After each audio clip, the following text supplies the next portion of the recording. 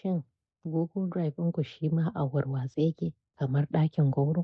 Kowane fayil na yawo babu tsari? Ku marmatso in nuna muku yadda za ku gyara wannan al'amarin. Za mu ƙirƙiri folders, mu canza launukansu, mu maida fayiloli zuwa inda ya dace, komai cikin sauƙi. Mataki na farko, ƙirƙirar folder.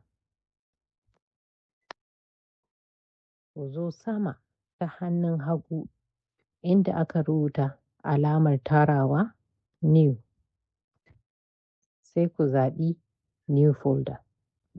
Wannan zai ba ku damar sa ma folder ɗinku sunan da ya dace, kamar takardun makaranta, aiki ko sirri. Amma kada ka bar shi a untitled folder. Me hakan ma ke nufi? What are you nufin by this? In kana so ma za ka iya ƙara ƙirƙira wata folder a cikin wannan folder, ita ma ka sa mata sunan da ya dace. Yanzu kuma bari mu maida fayilolinmu cikin folder ɗin da muka riga muka ƙirƙira.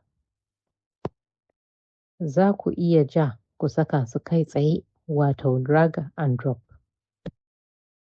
Ku ja ku tura kamar kuna tura shara a ƙarƙashin tabarma. Ko kuma ku danna dama, wato right click, sai ku je organize, ku zaɓi move. Sai ku saka fayil ɗin a folder ɗin da ya dace. Misali, duk CV da cover letter ɗinka sai ka saka su a cikin job application folder.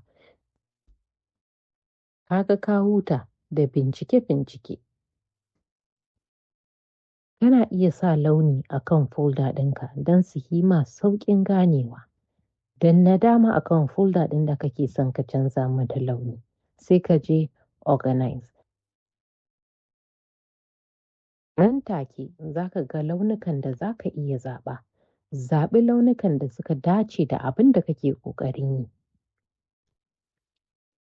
Za ka iya sa ja a abubuwa masu gaugawa, ko kore a takardun kuɗi, ko shuɗi a takardun makaranta. Wannan shi ma yana taimaka ma wurin gano abubuwa cikin sauƙi. Fayil ɗinku yana da suna untitled folder. Kai, danna dama ka je rename, sai ka sa sunan da ya dacewa da wannan fayil ɗin. Idan kana da fayilolin da kake buƙata a ko da yaushe, ka je kan fayil ɗin nan, sai ka danna dama, wato right click. Ka je organize, sai ka zaɓi add to start.